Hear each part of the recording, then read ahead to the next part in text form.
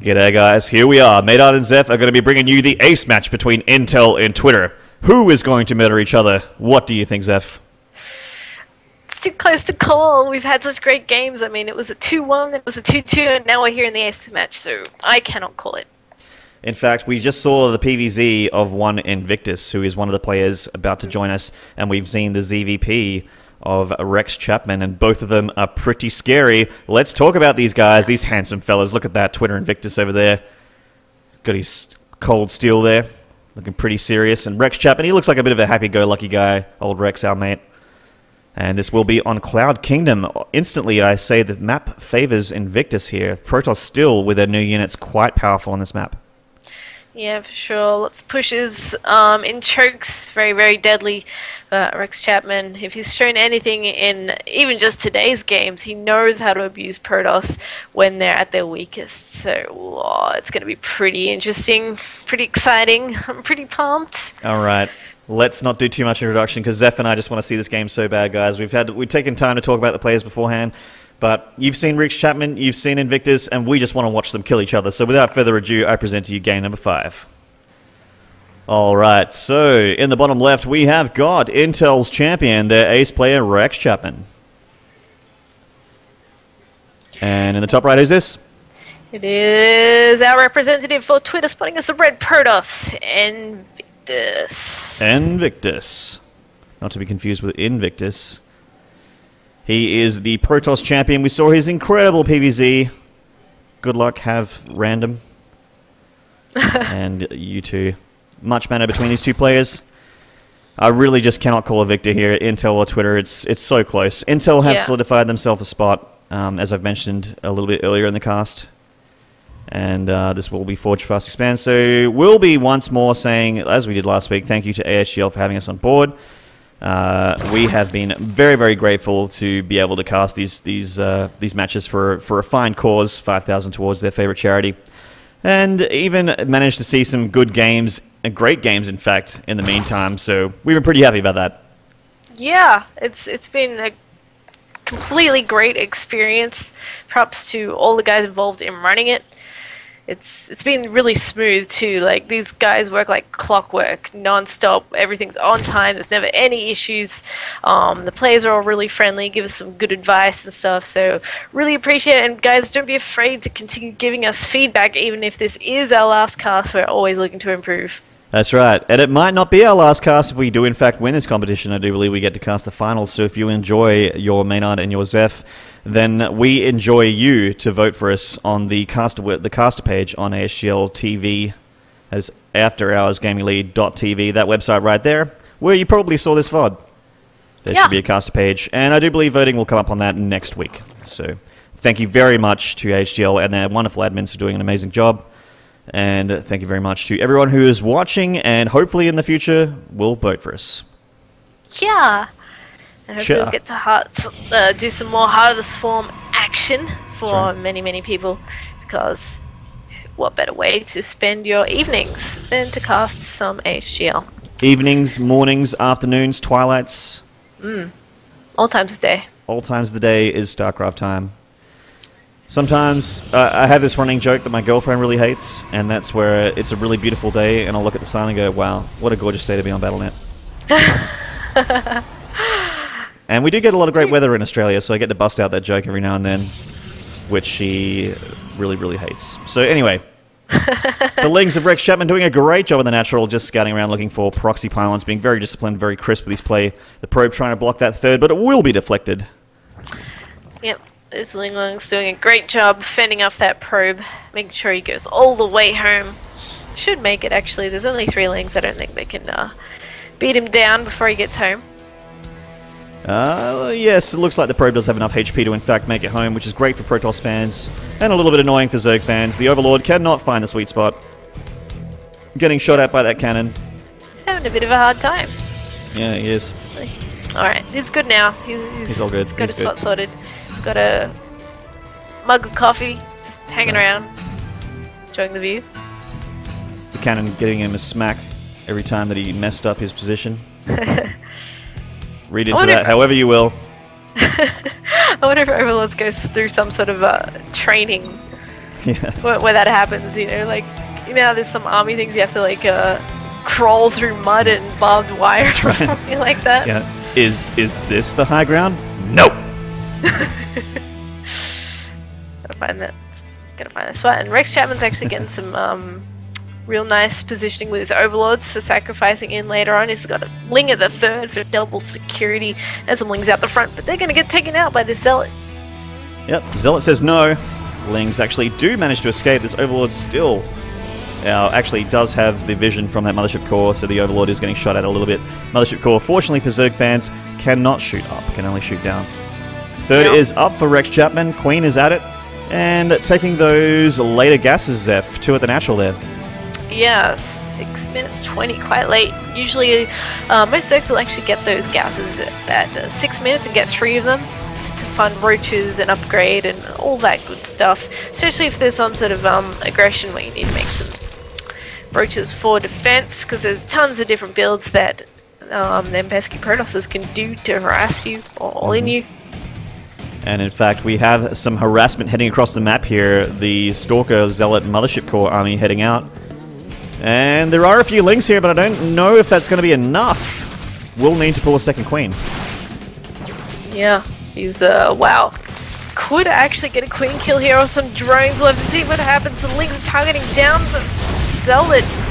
Oh, the Mothership Core doing a great job. Time Warp going down the Queens. The Queens managed to micro out. The Mothership Core starting to shoot down one Queen. Looks like he might lose a Queen here. The Mothership Core does get deflected. Not enough hit points to be a part of this battle anymore. This one Stalker looks like it might get a Queen snipe. But a nice hatch there on those Zerglings. Pulling drones even, and that Queen survives on 3 health. Yeah. That was intense. Pretty clutch. Some great action in the early stages of this game already. Twitter's Invictus going for that Twilight Council. It could be for upgrades, could be for something a little bit more sinister. Rex Chapman's Overlord does go down there, supply blocking him. Yeah, and, in the meantime, the rest of the Lings of Rex actually scout this proxy pylon from Invictus and spot the fact that he is actually continuing to warp in a Zealot here and there for some additional harass. So he's getting a Spine Crawler, he's made a few extra Lings too, and he should be absolutely fine to hold this off. It's really just that Mothership Core that's going to be a pain in the backside. It is, and she's got quite a lot of hull damage, so he just needs to burn through their shields, and that Mothership Core actually will die pretty quickly. Twilight Council is now down for Invictus, and we've got some roaches on the way with +1, or +1 on the way for the Zerg, so just bolstering up his ground army. Still hasn't got much anti-air yet, apart from Queens, but I'm not sure he's too worried about that. And in fact, a DT Shrine going down for Invictus, also researching Blink and getting a bunch of gateways as well, so this could be very annoying for the Zerg player. I have to say, I don't recall seeing DTs come into play in a ZVP yet in the AHGL series. There might have been, but more in a late game scenario. Definitely not as like a mid-game tech path. So this is going to be really cool to see what he actually does with it, and if he can do any damage. Because I mean, if Rex Chapman scouts around with an Overseer or something, of course it'll be revealed. If he pokes in and sees that there's mostly, so actually. Hang on a sec, he's made quite a few Stalkers, so he's going to be pretty thrown off, although there's no sentries, so that might tip him off to the fact that there's something else going on with that gas. That pylon vision would have seen a few roaches there, and the Protoss army doesn't want none of that. Is going to actually back up to that natural where he's nice and safe. But the Zerg has eliminated Protoss structures and presence from his half of the map. Actually, that said though, there is a pylon here, a very sneaky cheeky pylon in the bottom right of the map there. So could utilize that a little bit later. Yeah. Good place to warp in DTs, in fact. Wouldn't be surprised if that happened. And there's the scout, he sees it, he targets it, and he's like, oh, hello, Mr. Invictus, what is this that you have in your base? So he is getting a couple Overseers, Spire as well, Roach Speed about to finish, Blink about to finish for Invictus as well. So what will he be making out of the Spire? Are you feeling Mutas or are you feeling Corruptor? I think Mutas, but hold that thought, we've got the DTs and Stalkers coming in here. The DTs get shut down immediately, and there's not enough Stalkers here to actually combat these roaches. Now with the Lings, I was going to say, with just the roaches, Rex Chapman actually probably wouldn't win this fight, but with the Lings, he will definitely crush this ground army. This one roach getting a little bit fresh, a little bit of a blink there, showing off that he does have the upgrade. There we go, we have some more reinforcements. Definitely, if he has good blink control, this army can work wonders. There is a time warp available, there's also recall available if he needs it, if he gets in a sticky situation, so this could still do a lot of damage. Actually haven't seen Recall be used, I think, yet in AHGL. We might have seen it one time, but I really think it's underutilized. It's such a handy spell to just snipe things and leave. I think we saw it in in the first PvP we did. Yeah, I'm starting to think like we might have seen it at least one time. Maybe, yeah. It's kind of hard to recall. I know I've seen it at some point. I don't know if that was with you in AHGL or something else, but we got an engagement here. He's not just yet, and the Lings get us around. The Lings actually did get us around, but a blink out of the Ling concave, and the Stalkers are going to try and get home, but these Speedlings are making it difficult. The Roaches do have speed as well. Mothership Core taking some pot shots from the air. She is safe and sitting pretty. Time Warp retreat, slowing down that retreat slightly, and the Stalkers are going to rejoin this battle on the third. 7 Mutas on the way for the Zerg player, Templar Archives on the way for the Protoss, so both players just starting to prepare for each other. This is really quite nice and crisp play from both players. Third on the way for Invictus, about to finish in fact. That was actually really well controlled by Invictus. He didn't overly commit, and when he started to get in a bit of trouble, he used the Time Warp as a defensive tool, which is really interesting. Usually I see it as a harass or an offensive tool for Storms, like you mentioned in one of the other games, but he used it very smartly to get out of there, and as a result, he'll have enough units to protect this third base with, and it looks like he's going to stick in a couple of cannons for some added security.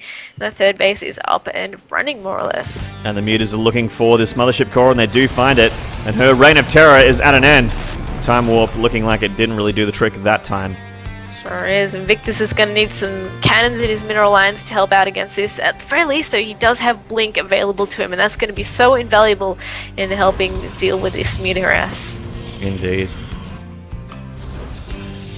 Mutas look like they're going to be heading into this natural. This is actually a great time to attack. The cannons aren't up yet. In fact, they are going to get a few probes here. The Stalkers with Blink, though, great reaction there from Invictus. The Mutas almost completely deflected. It is a double threat though, because at the same time he's going to be running into the third base. There's a Templar there, but he's got nothing. And the Mutas just going to swing back in as soon as those Stalkers move, and that is exactly what they're doing. Mutas heading in and going to town on the probe line of Invictus. In fact, he's sacking it, just going to pull some probes out.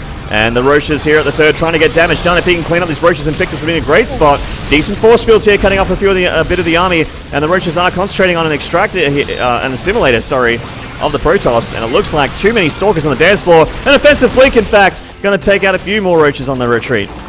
That was actually really, really well done by Invictus. It's not over yet though. A cannon did get up, but there's so many Mutas in here. They're about to have +1 damage on them, and they're just taking out those Stalkers like no tomorrow. He is up to 13 workers killed. It could be a lot worse considering that he has no stack yet.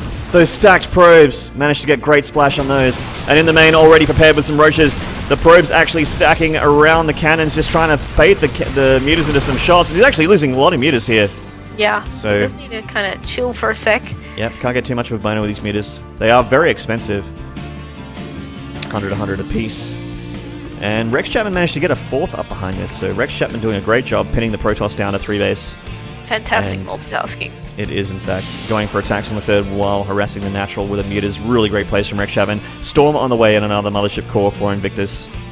Yeah, that's going to make it even easier for him to defend. He's done a spectacular job at that. I mean, yeah, he lost 18 workers, but he was splitting his army well, warping in all the right places. He did manage to get static defense up while he's being hit by Mutas, so I cannot discount that fact at all. That was an unfortunate DT walking straight into a Roach Ball with detection. This other one going to try and get into the third, but there is a Spine Crawler and a few Queens, so DTs really haven't been too effective for Invictus yet. He did manage to save that one at least. It's a tough investment. I think Invictus has been a little bit behind this whole game. You know, he's struggling to get his economy up.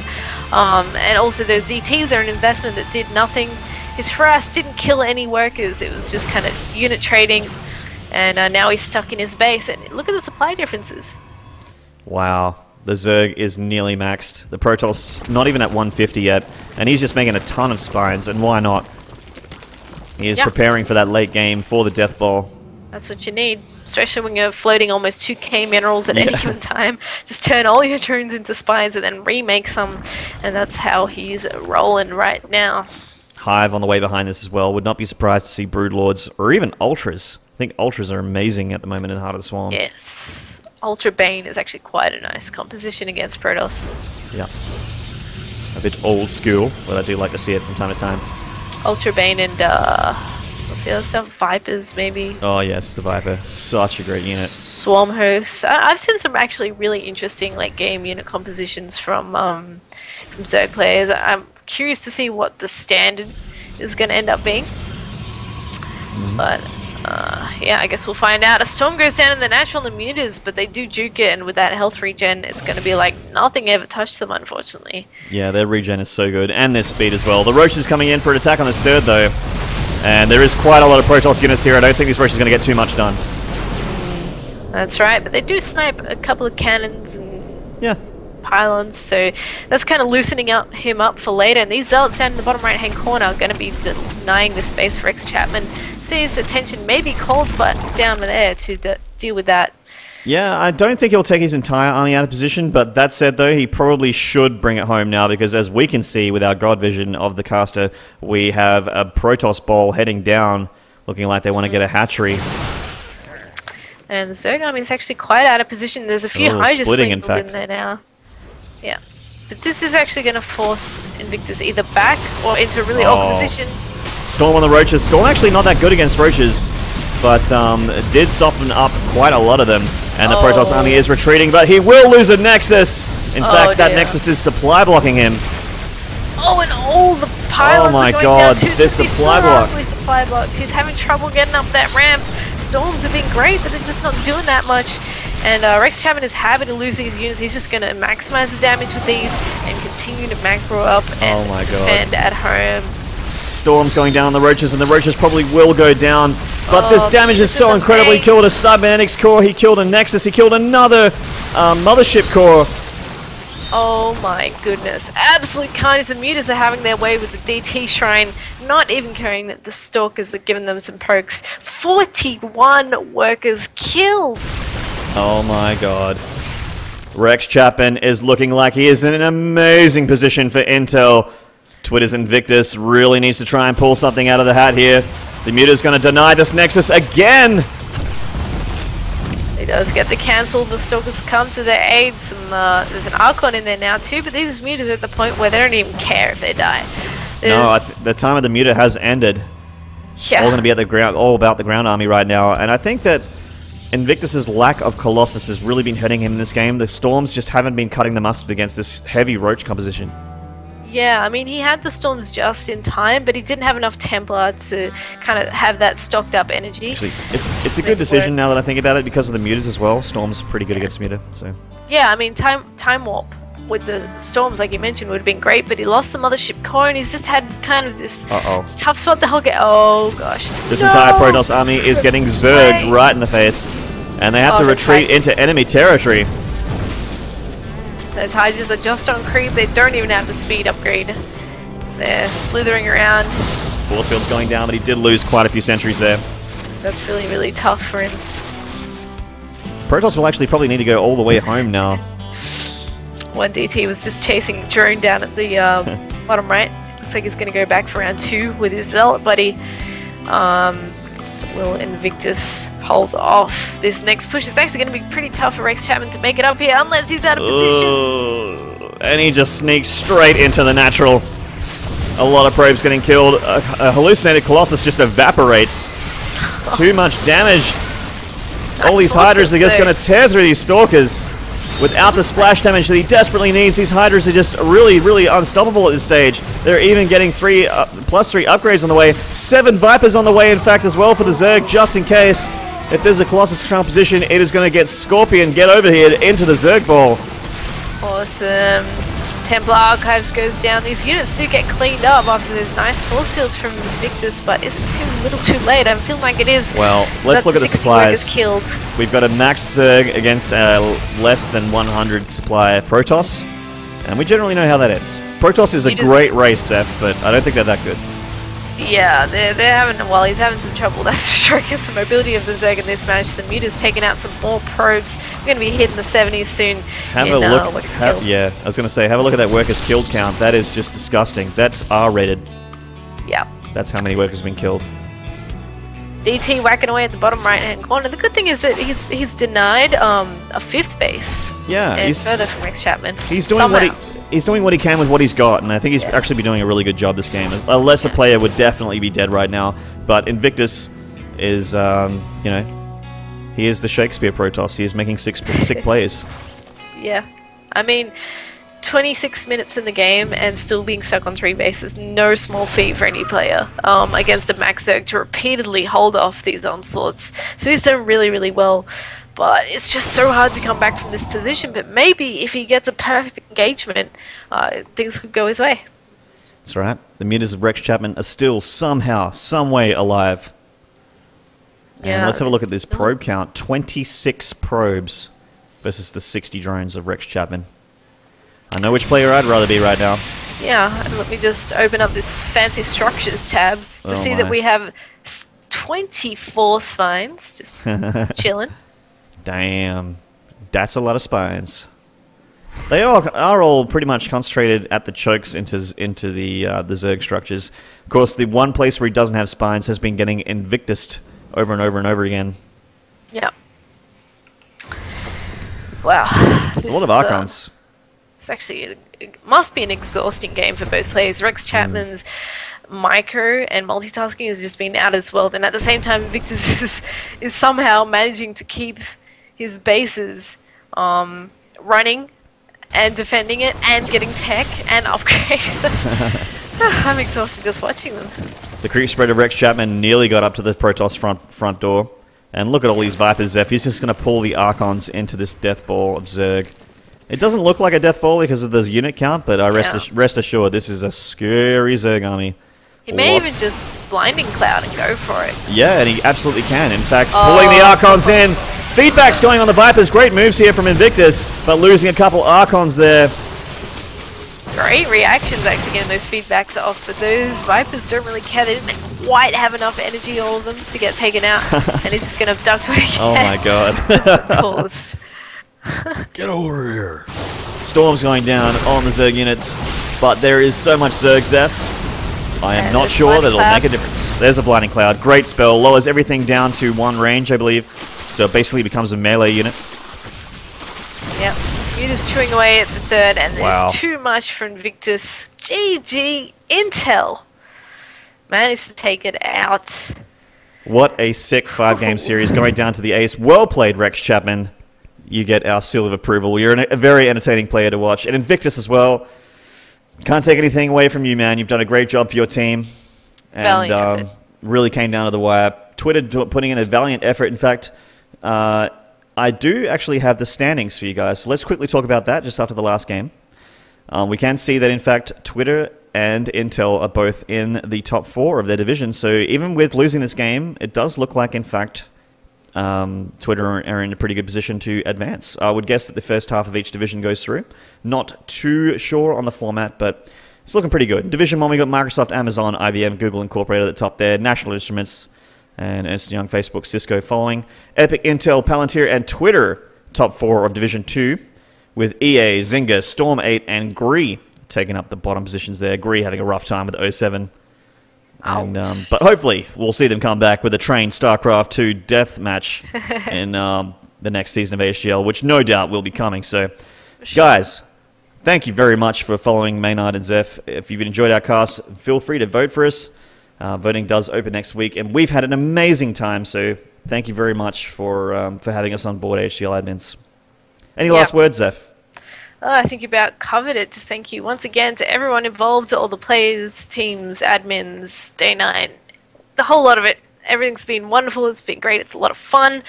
We've learned a lot through our experiences, through the feedback people have given us. So thank you so much to all our viewers in particular, and everyone who ends up supporting us and votes for us. We say thank you in advance. Indeed. Thank you very much, guys. Maynard and Zepph, signing off.